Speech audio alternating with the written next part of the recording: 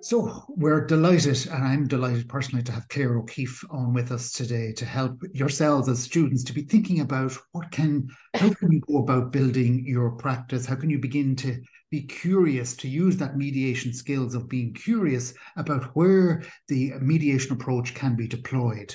Myself and Clare are in the same sharing and learning group for many years now, so we know each other, and one of the great things of the sharing and learning experience is we get to hear the different perspectives of those of us who are mediators, just to get other approaches.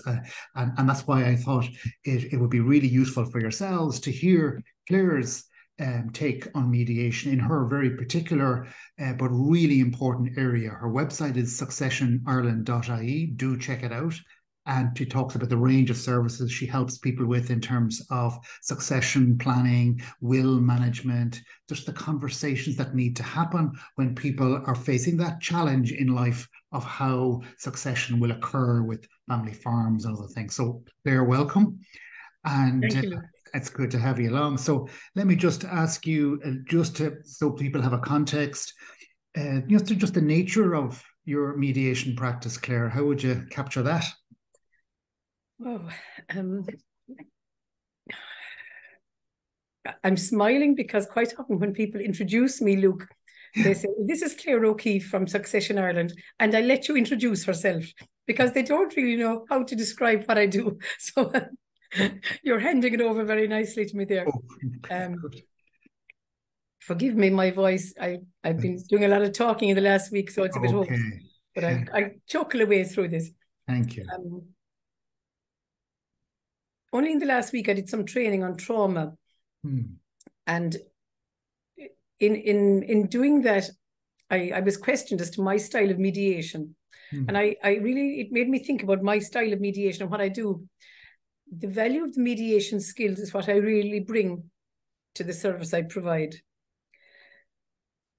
It would be quite rare that I would actually end up writing a completed mediation agreement signed off. I facilitate mediation. I facilitate conversations that otherwise might never happen. But I'm not answering your question because your question specifically was no, you are beginning to the nature of your practice, what you're doing. Maybe, what I'm currently doing. Most of my work currently is I'm facilitating conversations mainly in the agri sector around succession planning, or where it has reached a challenging juncture, or where a will needs to be written and somebody might say, "Is this workable? Can I bounce it off you before I bring it to the solicitor?" And even today now, what I was doing, we have recently spent 2 years, in fact, designing a module, essential mediation skills for ag advisors. So with another mediator whom I met today for the first time, we're delivering this to those who are working in the ag sector. So the softer skills that are required in dealing with challenging conversations on farms, whether it's with staff or family members or spouses or contractors. Initially it was really focusing on intergenerational succession planning, and it has evolved from that into all sorts of topics related to agriculture, from environment to sustainability to derogation to the words that you hear in the agri sector. And it's such an enormous sector in Ireland, isn't it? The agri sector. And it touches the lives of so many people, both personally and professionally, doesn't it? So, the primary food producer, the person who actually produces the raw milk or the beef or the lamb or the pork or I'm sorry. It's okay. So I primarily work with the primary producers and those who are impacted then by their decisions. So I would have had farmers with their consultants, their financial consultants, with their solicitors in the room. So I've done quite a lot in more recent times of collaborative mediation, where you have another expert in the room. Tell us a little bit more about that. That's an interesting area, the collaborative media. What's involved? What's your experience, Clare, of that? And it's an area that I really like, Luke. I like when they bring in their own, whether it's an accountant or the tax consultant or their solicitor. Initially, I was probably more daunted by it, but I really enjoy it because they're there to look after their client per se. whereas I'm there just to facilitate the conversation. And I welcome their input, the same as anybody else's. Yes. Drawing the line that I'm not their expert advisor. I'm there to facilitate and mediate where there is a current difficulty. And, you know, we never blame anybody, we never shame anybody. We just ask for honesty and openness on everybody's behalf. And how do you manage? Because I know some people might find it a challenge that there might be tax advisors or lawyers there, and you know, do they interject? How, you know, how do you manage the dynamic of that, Claire? I practice smiling as much as I can, Luke. Honestly. So it softens things, because you will find that the tax advisor or the solicitor, they may not smile too often. And it kind of throws them a little bit if you can actually soften it. Okay. To soften it, yeah. Soften it. That's it's such a mediation skill, isn't it? Or to humanize, to you know, all of that we try to do all the time. And do you find sometimes if they interject with something that takes it off kilter, or if they're saying to their client, "Don't say yes to that," is that an experience you have, or does the smile win all the time? Well, if somebody says, "Don't say yes to that," I'd say, absolutely. I hear what you're guiding your client. Good. And I'm delighted you are, because I'm not here to guide your client. So, however, which is a great word I use a lot. However, I'd just like to point out whatever it is, wherever we need to go. But so recognizing them and bringing it back to a pause. Okay, to a pause, because I know some mediators, when they're doing that sort of work, they might ask the advisors or the companions not to say anything, to take notes, and if there's a private meeting or a timeout.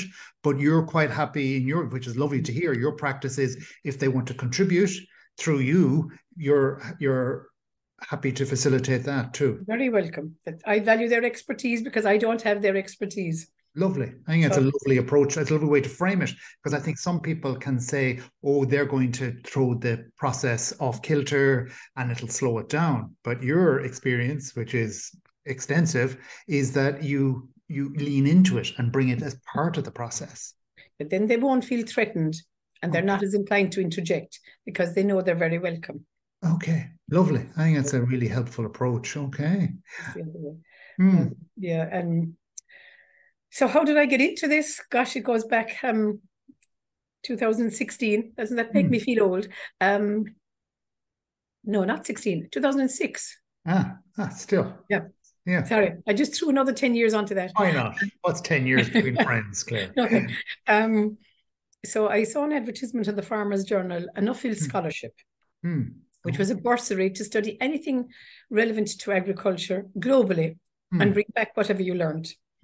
So I looked at intergenerational succession planning. And the countries where I went to, I got to China, Australia, some of them. I won't list all: Argentina, Uruguay, across South America, back up to Canada, and some of the European countries. Yes. You had a year and a half to do that global tour. Yes. At least in our day, we had a year and a half. We had to travel for a minimum of 12 weeks. And you were paid, you were given a bursary to work from. And I studied with a succession facilitator in Australia. And she was a trained counsellor and she was a trained mediator. Wow. And she had developed this service because she felt the rural dwellers needed a place, and a safe place, to tease out these difficult conversations. And the Australians, they're very honest, very open. You know, it's very difficult to judge the book when somebody comes along with an open neck shirt. Well, you don't know whether he's the farmer or the barrister. They're very casual. They're big cats. It's true. It's true. So I spent some time with her. That's the model that I still use in every case today. I draw out a family tree of who's present in the room. Okay. So I say, okay, so we've Dad and Mum, and I'd say, do you mind if I call you Dad and Mum? Because to me, if they are the parents, I'm of that mindset where they're Dad and Mum. I still find it difficult to call parents my age group or senior by their first names. I hear you. Yes. So they're Mum and Dad. So men are in boxes and women are in circles. Okay. And then down from that, I draw if they have children or if they had children prior to their relationship. So it puts everybody in an equal plane. So if you have somebody who has a PhD and somebody who's working in the local chipper and somebody who's working, they're all the same. If there's somebody with limited ability or special needs, they're on the same plane as their siblings. If somebody is deceased and farm accident or in some other tragedy, they're also there because they were children born into this family. They are still part of the family in some way. Lovely. No, they may not be present anymore. Yeah. But the parents had them and reared them and loved them to the best of their ability. And we've had some cases where dad might say, yeah, we've 3 children, and mother would say, we've 4. So I say, is it okay to include all of the children that you gave birth to? Yes, lovely. Yeah. So that model, I studied that in Australia, and then I went on to Canada and I studied intergenerational, what's the correct title? Farm Succession Coordinator is what I trained as in Canada. But my crux in Ireland was with all of these trainings, they're not recognised professionally. The only one that I could get professional insurance with was the mediation. So that's the one that really has won out because it's a professional entity and we need professional insurance, professional indemnity when we're working. Of course. So the other skills, while they're all skills, it's the mediation that I have to put to the forefront. Yes. Because that's the one you get. And you can put everything else under that umbrella, as it were, of mediation. You can bring all those other skills. Yes. So when you're doing your process, you do that sort of family tree thing. I'm sure that does a lot to humanize the whole situation for everybody there. And that, Luke, could take genuinely 20 minutes to a half an hour. Yeah. Because in that, you have, will you say, mum and dad? And they've 3 or 4 children. Excuse me. And I go back a generation. So if they have 3 or 4 adult children, I say, well, Dad, do you have siblings? And he might say who he had. And are your parents alive? And he says, yeah, my father was John. And their eldest son will just say Sean. So he was called Sean after his father. Yeah. So you'd get little nuggets of information. So also then if his parents were deceased, let's say he says, well, my dad died at 62. And I'd say, oh, that was very young. And what age were you then?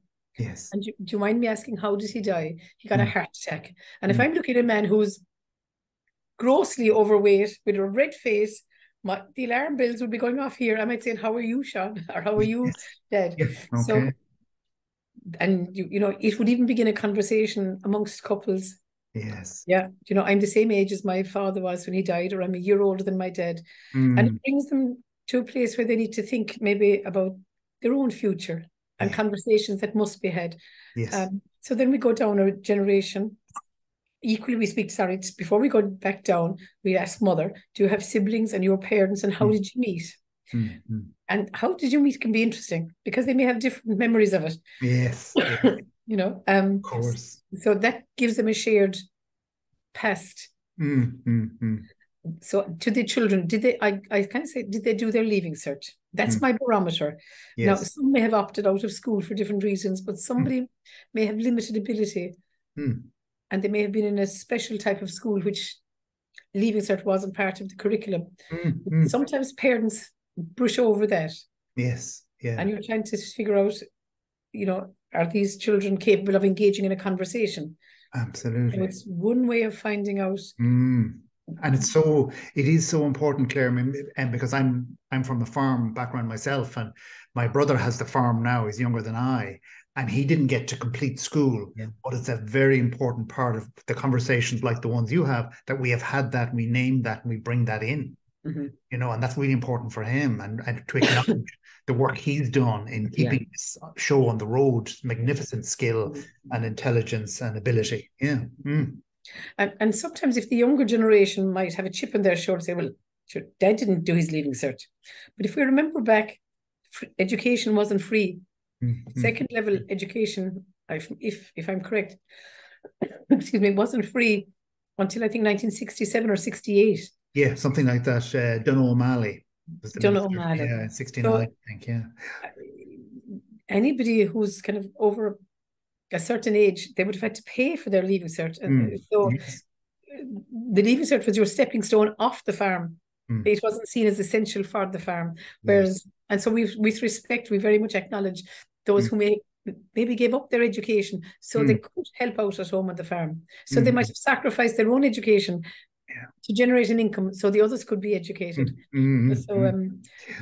So where we go from that, once we've drawn out the family tree, Leaving Cert, what are they each doing to date? At this juncture, I ask, where are they living? Are they in rented accommodation? And it is a question because somebody might say, yeah, but they have a mortgage up to their eyeballs. Are they renting? Or they've moved back in home? We have a number of families where they would have adults back in home. So we try to glean as much information very softly as possible at that stage. Yes, and I love that piece. Gather the information very softly. That captures the how of it, which I think is so important to this sort of approach, isn't it? Bringing it to there, and then I'd say, and tell me now, after all of that, what's going on the farm? What's the position? So I try to get a position of today. So then you get the hard skills of what's going on in the farm. And then finally I say, well, what would you like to address today? What do you want to put on the agenda? Yes, good. And they quite often say, well, sure, you know it all already. I said, no, I want you now to tell me. Yeah. You know. Lovely. Yeah. So, okay. And then when they put stuff on the agenda and you're working through, again, what either approaches or insights do you have that seem to help through the mediation lens, that seem to help move things on rather than hold them up? Now, pre-mediation is really important to me. Yes. Really important, Luke. If a young person in the family contacts me to say, oh, we're not talking at home or we need to sort out something, I think we always begin with the asset owners, who generally are the parents of the 25-year-old, provided that they're not gone into a senior position that they're no longer able to engage. Of course. So we always ask, can we begin with the asset owners? That pre-mediation, I always tell them, allow 2 to 3 hours for that. Yes. That's the amount of time I'll give to that. Wow. And I tell them what I charge for that. And I say, look, this might be a once-off. We might go no further. But I might have to mediate between the two who are actually present. Because they might. So while it is pre-mediation, there are mediation skills required for that meeting. Okay, that's really good. Yeah. And then from there we decide, or they decide, if they'd like to bring in the other family members and how far it goes. So if they said, yeah, we'd like all of our children to get involved, then it's a pre-mediation, excuse me, with each of the family members. Yes. If they have a partner, a significant other, at the mediation, I say, look, they're welcome to join in if they wish. But when we meet as a family, we only meet with the parents and their children, not the partners. Okay.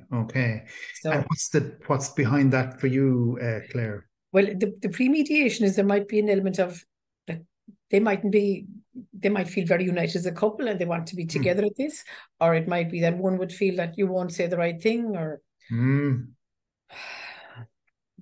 my future depends on what you get out of this, or it could be any kind of an agenda. Yes. I welcome both to that pre-mediation call. It's generally a Zoom call. Yeah. And then when we meet as a family, it's the parents with their adult children. Sorry. Because the dynamics of the partners will change totally. Totally. Yeah. Okay. Totally. And they're answering back to their partners, what do you think we should do? As opposed to being true to themselves and their parents and their siblings. Okay, interesting. And do you ever get pushback about that, Claire? Oh, years ago, initially when I started, I thought it was okay to bring partners in, but I've learned it doesn't work. No, from experience. Yes, very good. So it's very clear, and you're very clear from the outset. So people don't push back now on that. No. Excellent. No. I have a case ongoing at the moment.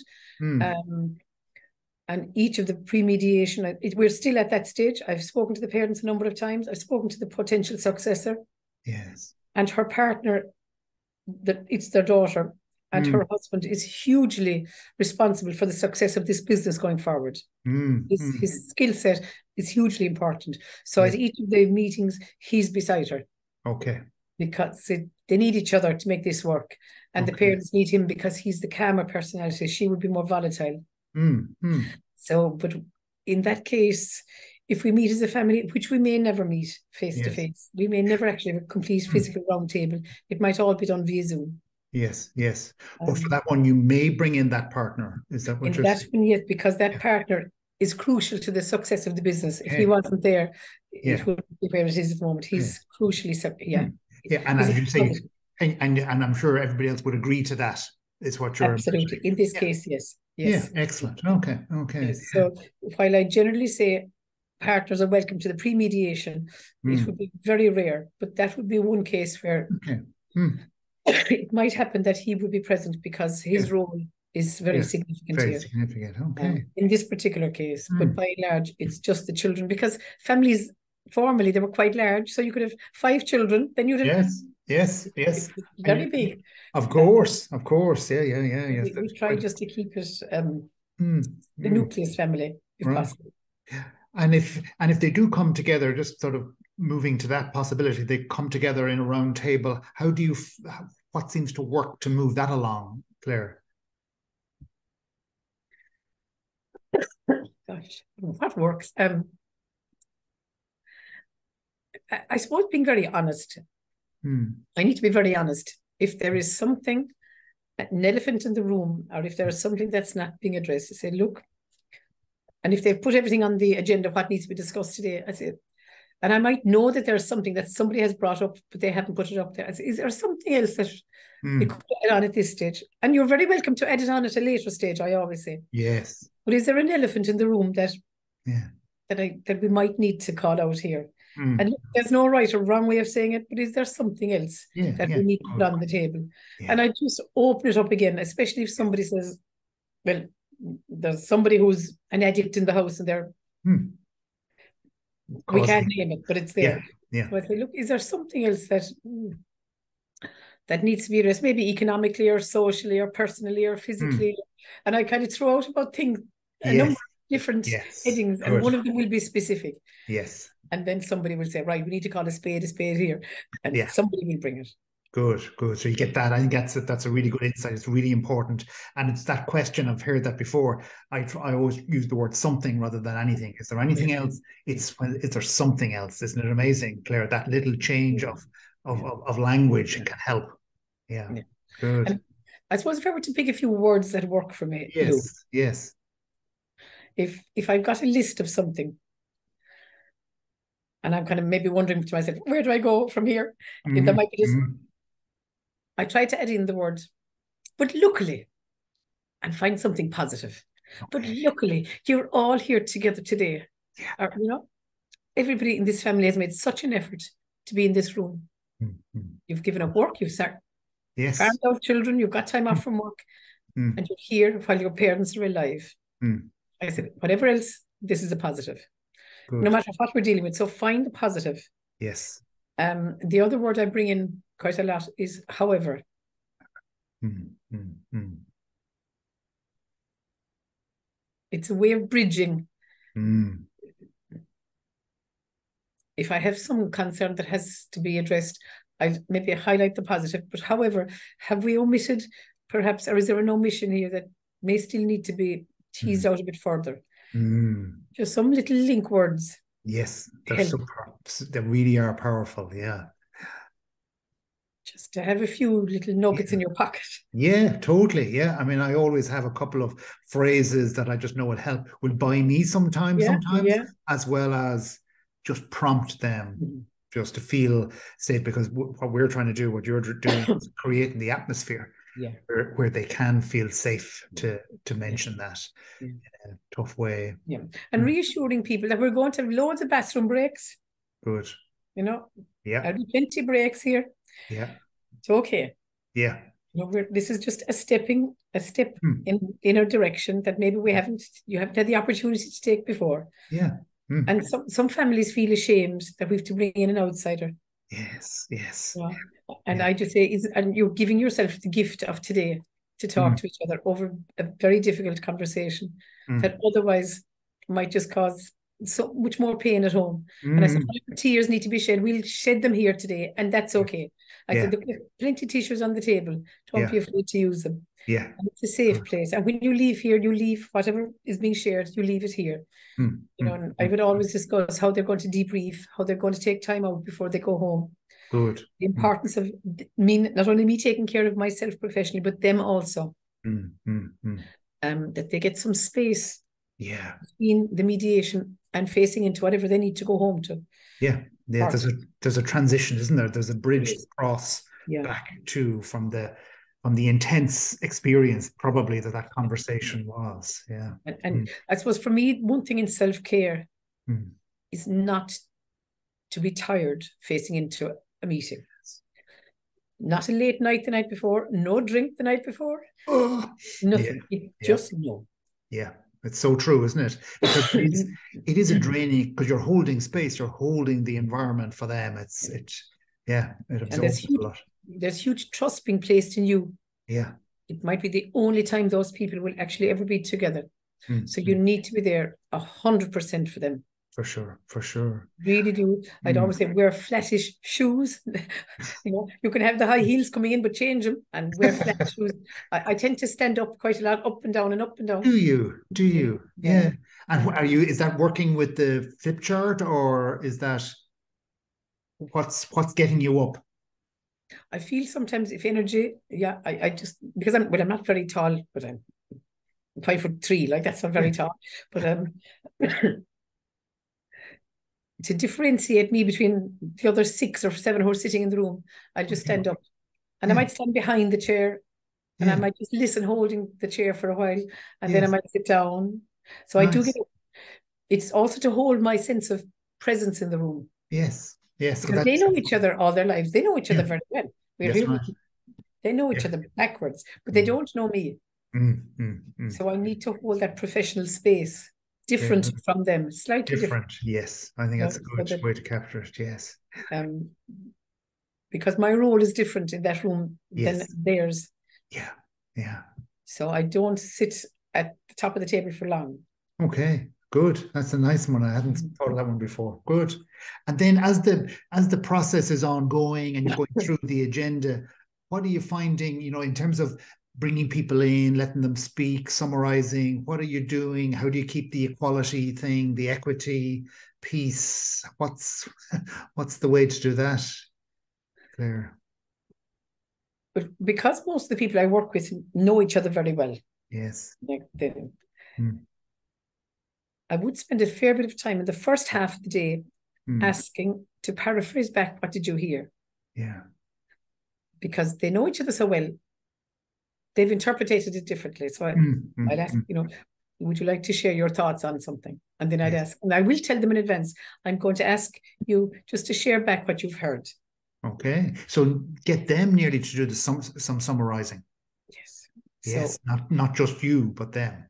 No. So thanks, Mary, for your contribution. Now, Jane, could you just tell Mary and the others, what did you hear Mary say or your sister say? Okay. And she'll say something.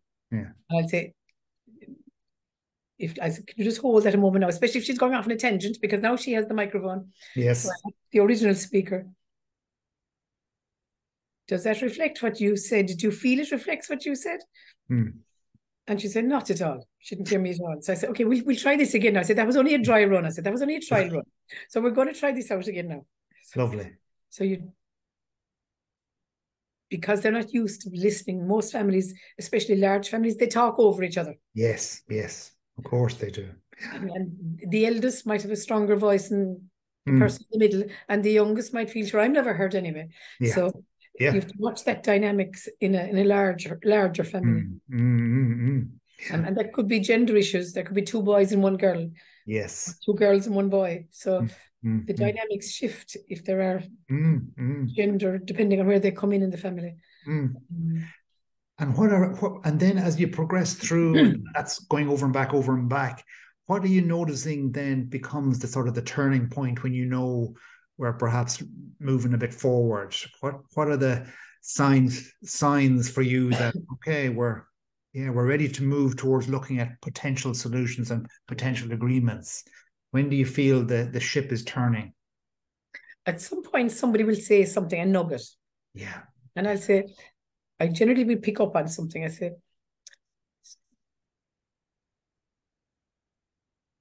so I'll say, correct me if I'm wrong, but is this how you articulated that? And I'll paraphrase back whatever they said.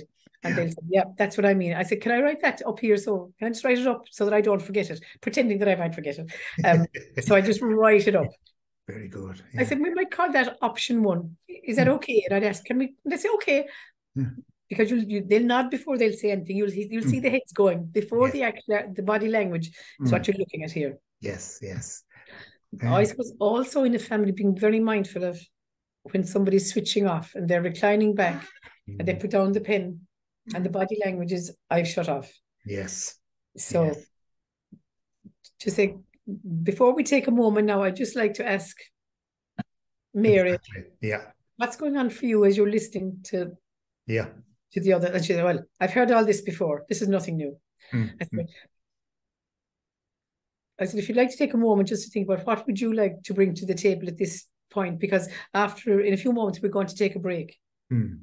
So if it's okay with you, Mary, if you'd like to just give what you feel needs to be addressed here before we just take the next break. So letting her know that we're going to take a break kind of softens it also, because if she feels, well, all the others are going to comment on after my comment, but if there's a break, it's another stopgap for her, which is positive. It is, and it allows her that her contribution has some significance now, because it's going to be the last thing that's said before a break. So it's a nice way to balance the sense of somebody feeling disconnected. It really brings them in nicely. Bring them in. I suppose I do mention we're going to have a lot of breaks, but I never tell them when the breaks are going to be. So that you hold them for when you need them, as opposed to saying we'll break at 11 and we'll have another one at 3 o'clock. Yeah. There will be lots of breaks. Yeah. Good. Because you just read the room when they need one, when you need one, when the process needs one. Yeah. And it could be any of those. Of course. It could be any of those, as opposed to things moving well at 11 o'clock and you're not wanting to stop the momentum, So exactly. I try not to have it structured so that we have to stop at 11 o'clock. Or whatever time it is, but allowing the flexibility of having the break when the room needs it or when people need it. Is important. Yeah, important. And so saying you've got that nugget, as you said, and you've written that up, and so what do you do with that now with the others? How do you sort of get the momentum now with that nice little nugget, or maybe getting another one, or how they? So we're going to take a break now because I need it. I'd always tell him because I need it. And while we're on this 3 to 5 minute break, I'd like you to reflect on. I know you might have to make a phone call, you might have to check in with family or work, but just use the next 5 minutes if you can. Good. To process what was said there and whatever else. So that they actually take it with them. So we know, and I said, when we return, I'd like, if it's okay with all of you, that we would begin wherever I'm going next. Yes. So they know what they're coming back to. True. Yeah, exactly. So signpost it for them. Yeah. It has to be signposted, I find. Yeah. Yes. No, I agree. Yeah. Afternoon energy, it requires a different management skill than morning energy. Yes. So just watch that one. Yeah, you do, don't you? Especially because I would imagine in the afternoon, if it's making a good progress, things are beginning to tease out a bit and people are beginning to look at options, are they, and solutions, and is that what you find happens? Well, I always tell them I can't tell you how long this is going to take because you're the people who's going to decide. So whether it is 3 hours or much longer. And I'd like that. I always give them time to think about it. No, this is an unusual setting. It might be your first time being together, teasing out a conversation like this. And you might need to go home and think about it. And if you do, when would we resume? So I try and tie that in early in the day, not at 5 o'clock in the evening. Yes. I would try and tie it in straight after lunch. If you do need to leave almost unfinished business, because there is a lot here at stake, as we've outlined, between whatever mum and dad and the farm and the business and the house and the assets. And if you do need time to think about this, and if we do need to clarify with the tax consultant or your solicitor, when would you like to resume? Yeah. And I might, or have that written in my mind, between 2 and 3 o'clock. If we've met at 9:30 or 10 in the morning, so I know the next date. Good, good. as opposed to waiting until 4:45 when Yeah, people are leaving. yeah, and they're a Because bit frazzled. Yeah, they're frazzled, they're tired, they've enough. yeah. So if I know that between 2 and 3, okay, so if we do need to resume, it's going to be Wednesday of next week. So if we have to leave early at 4 o'clock today, you know that that's where we'll be resuming next week. Okay. So people like that to know. Yes, yes. Today isn't just a one day in our lives to deal with this. Yeah. It's too big. Yes, exactly. It's going to take a while. It is, yeah. And when they come back, they've done all the presentations. What do you notice about the second and the third meeting at that early check-in time? What's going on for you as the mediator facilitator when they're coming back into the room? I suppose my one fear is that you lose it. Yes. You lose everything. No, I feel the same. Yes. And some will bring you up in between to say they'll have their rant and come up with things that have not been mentioned at all. Well, I say, well, all I can work with is what I've been presented with. Yes. By all means, bring up whatever your concern is. But managing, I try not to take on a second complex case when I've one open. And when I talk about open, I mean in that space. In the middle of. Yes, in the middle of. Yes. I might take a phone call, but I won't have two juggling because it's really, energy-wise, it's too much. Yes, yes, I agree. So I tell people, by all means, you're welcome, but there is a waiting list at the moment. Yes, yes. But minding myself is important as well in that space. It really is. In order to serve them well and to be a resource to them, we have to look after ourselves so much. We do. And where I can debrief, because I work on my own most of the time. Yes. I love collaborative mediation. I love when there's another mediator with me. It doesn't happen too often, but I do enjoy it. Yes. So how to debrief myself, and the nuggets I've found over the years are something that will get me totally out of that space mentally. Something, if you can play football, if you can play golf, go swimming, something that requires a different level of concentration. Totally. So I go to yoga 2 nights a week. I do ballroom dancing. Fabulous. I've always wanted to do ballroom dancing. Yeah, I need to get there. It's very beautiful. Yes, exactly. And as you say, it's a whole other brain experience. Yes. Yeah. And we need to be able to get the brain out of that to relax the muscles. So you use a different side of your brain. Yes, yes. Because otherwise we are exhausted going back to them. So it's really important that you look after yourself, that you're there professionally for whomever you're working with. Really important. That's great. That's great, Claire. And I'm conscious of your time, so I'm just going 1 or 2 more questions just to finish us off now. But one of the things that I know our students are always very interested in at this stage of their career, getting going with all of their own experience, if you had any thoughts on how to get going, how to just sort of get out into the world of mediation and facilitation and building a practice, any thoughts on that from your own experience? Well, will I take it, Luke, that there will be qualified as mediators? They will be certified. Yes, they'll be certified. So these are people who are close now to their video assessment and all of that good stuff. And we want them to think about what's your next steps. You have this lovely cert now. You've been certified. You're ready to go. What do you do next? And we want them to have some actions that they're going to commit to get started. What would you say? I would say if they could at all get their professional insurance. Yes. Right? So pay for that insurance cert, because that's really important. Right. So you have professional indemnity that nobody can come after you. Yeah. After that, I would ask mediators, would you mind if I could shadow you? Would you mind if I could sit in with you? Because one mediator was doing very well in Ireland, spent 2 years. Initially, he said, can I shadow you? Can I sit in with you? And I said, you can, but I said, I will tell you what I want you to say. So I got him to introduce, and I got him to do certain things. Now he's in the family mediation service doing very, very well. Wonderful. So you do need, yes, it's one sector that's hard to get in on your own. And I don't know, I mean, mine just evolved. It evolved because I did a huge amount of work. I attended a huge amount of conferences as a guest speaker, speaking about this without payment for years, going around the country. I did the same. Yeah. Years, genuinely Yes. years, Yes. Years.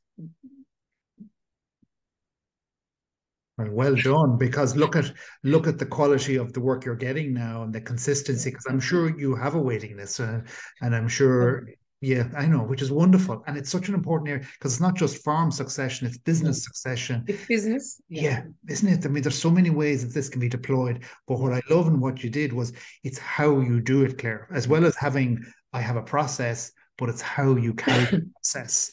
I think it's a crucial piece to what you bring to the work and to those families who I know must be so much less stressed having been through the process, having been enabled to navigate one of the most difficult challenges, which is succession.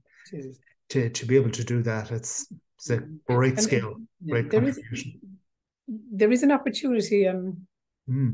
Is it October each year with Teagasc? We do a road show around the country. And I have a booth as the mediator. And I've often asked, could another mediator sit in with me? Yes. And one after the next, people come up and they offload, this is our situation. What would you recommend? I said, well, I'm only listening now. Yes. But it's a great learning if somebody wants to sit in. And this year I had one colleague and I said, just listen, take a name and a number and tell them we'll get back to them. Yeah. Brilliant. Just listen. It's a great learning. It's a hard learning because they're coming one after the next. They're queuing up. So that is later in the year if anybody really wants to share that space. But you're not going to be paid for it. I'm not paid. You know, it's in various venues around the country, but it's a great learning to see how the service works. Yes. And fortunately, Teagasc are very generous. A lot of my work comes through Teagasc. But I'm going to share one lovely case with you. If I may. Please. Please. Great. A gentleman rang me. I had mediated a case, not an easy one. It was a father and son, and there was a lot of conflict in it.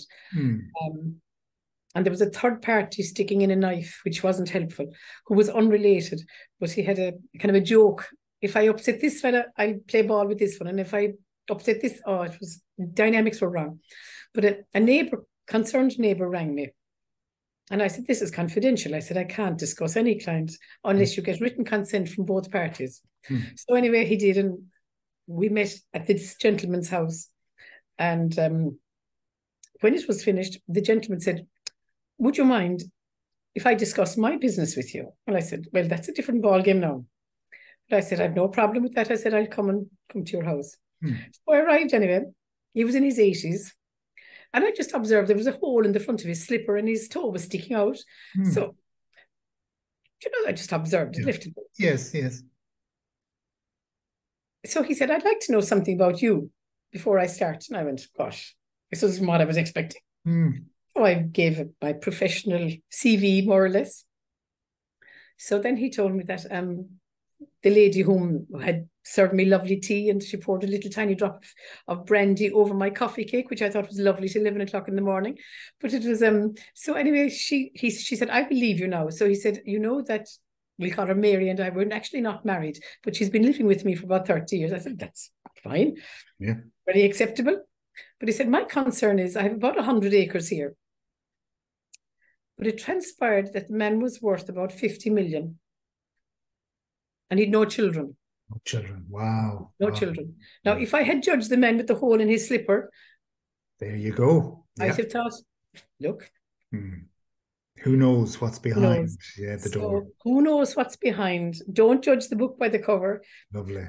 And all he wanted was peace of mind that his will was workable. Okay. And I said, it's not my area of expertise, but I said, I will listen. And it also transpired that one of the people that he had willed money to was no longer alive. So I said, well, maybe you'd like to leave it to people who are actually alive. Yes. So he did tweak it slightly. Okay. And I had told him my professional fees, which I can guarantee you were very humble. I didn't know that he was, but I was so grateful. I was so grateful to be able to help him. Yes. And I felt it was such a privilege.